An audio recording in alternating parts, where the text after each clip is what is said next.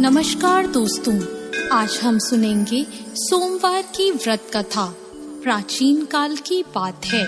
एक गांव में एक साहूकार रहता था। साहूकार बहुत धनी था, लेकिन उसकी कोई संतान नहीं थी।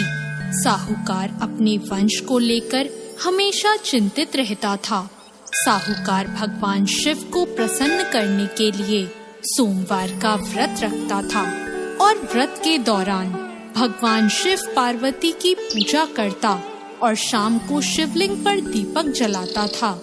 साहूकार की पूजा अर्चना को देखकर एक दिन माता पार्वती ने भगवान शिव से कहा, हे प्रभु, ये साहूकार आपका परम भक्त है। प्रति सोमवार को विधि विधान से आपकी पूजा करता है। मुझे लगता है कि आपको उसकी मनोकामना पूर्ण करनी चाहिए।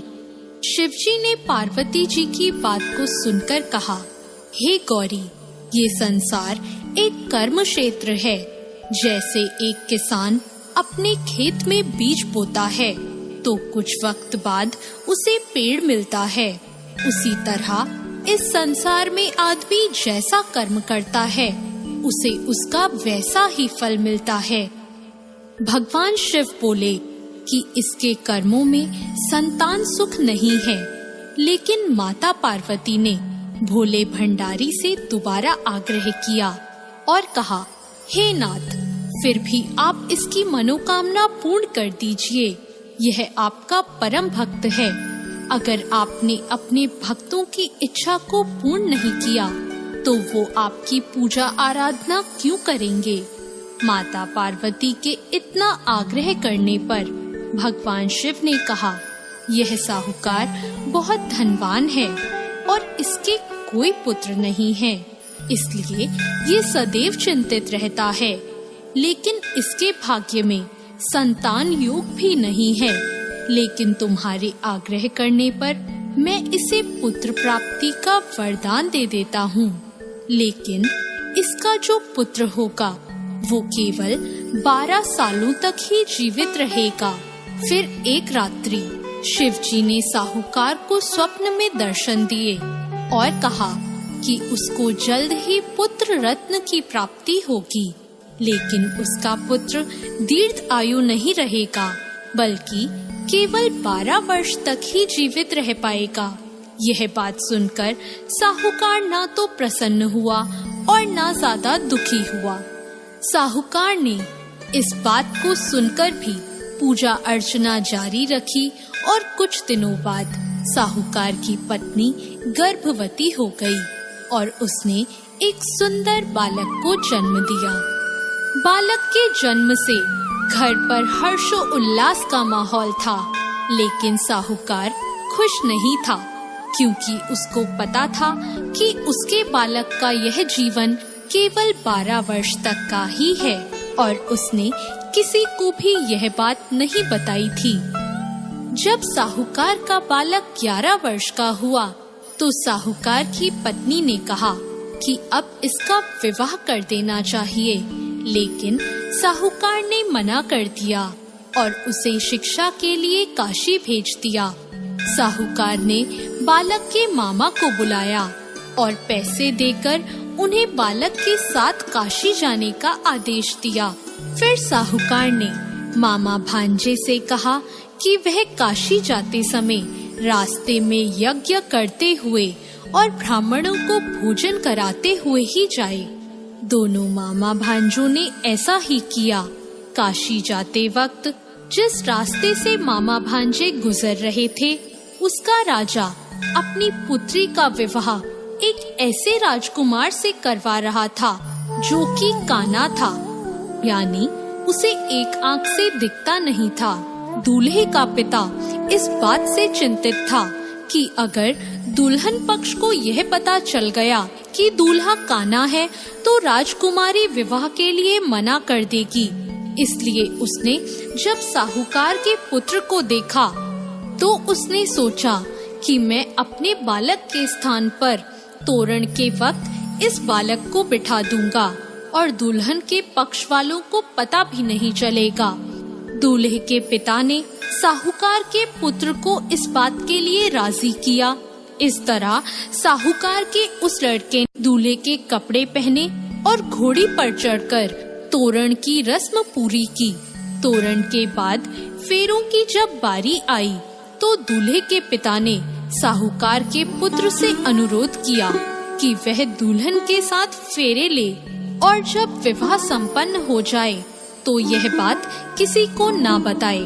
मामा भी राजी हो गया और विवाह समारोह भी निपट गया और शादी संपन्न होने के बाद मामा भांजा काशी के लिए प्रस्थान कर गए। परंतु साहूकार के पुत्र ने दुल्हन के कपड़ों पर लिख दिया कि तुम्हारी शादी मुझसे हुई है, लेकिन जिसके साथ तुम जाओगी वह एक आंख वाला आदमी है और मैं काशी में शिक्षा ग्रहण करने जा रहा हूँ। जब राजकुमारी ने यह बात पढ़ी तो उसने राजकुमार के साथ जाने से इनकार कर दिया और अपने पिता से कहा, यह मेरा पति नहीं है, मेरा पति शिक्षा ग्रहण करने काशी गया है। जब सब जगह यह बात फैल गई तो मजबूरी में दूल्हे के पिता को सारी बात बतानी पड़ी और दुल्हन के पिता ने भी अपनी बेटी को भेजने से इनकार कर दिया। इधर मामा भांजे दोनों काशी पहुंच गए और बालक शिक्षा ग्रहण करने लगा और मामा ने यज्ञ कराना भी शुरू कर दिया। जब साहूकार का पुत्र 12 साल का हो गया तो एक दिन वो अपने मामा से बोला कि उसकी तबीयत ठीक नहीं है और वह सोने अंदर जा रहा है। साहूकार का पुत्र अंदर सोने गया और उसकी मृत्यु हो गई।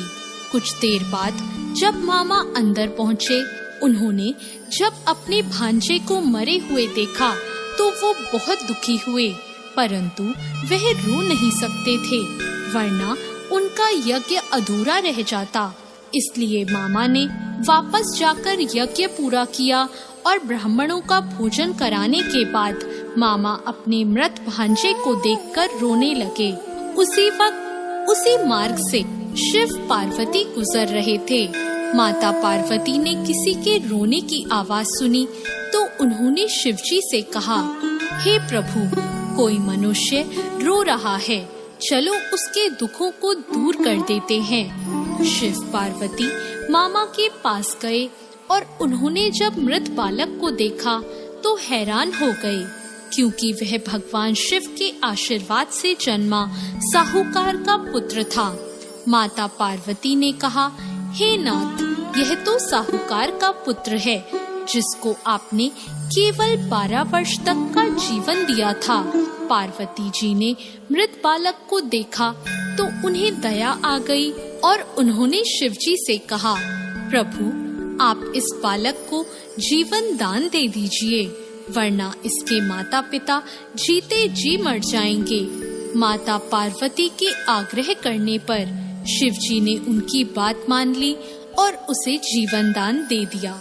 साहूकार का पुत्र जीवित हो गया और मामा भांजे अपने घर की ओर प्रस्थान के लिए चल दिए। रास्ते में साहूकार का पुत्र उसी शहर से गुजरा जहां उसका विवाह हुआ था।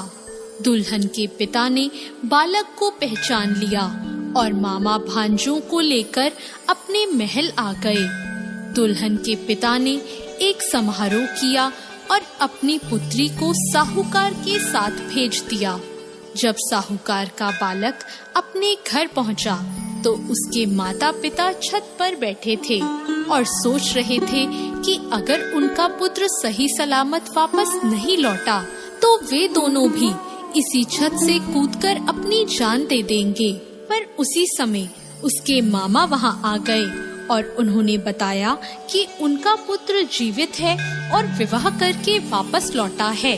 साहूकार ने अपने बालक को जीवित देखा तो खुशी से उसका स्वागत किया और साहूकार का पूरा परिवार खुशी खुशी अपना जीवन बिताने लगा।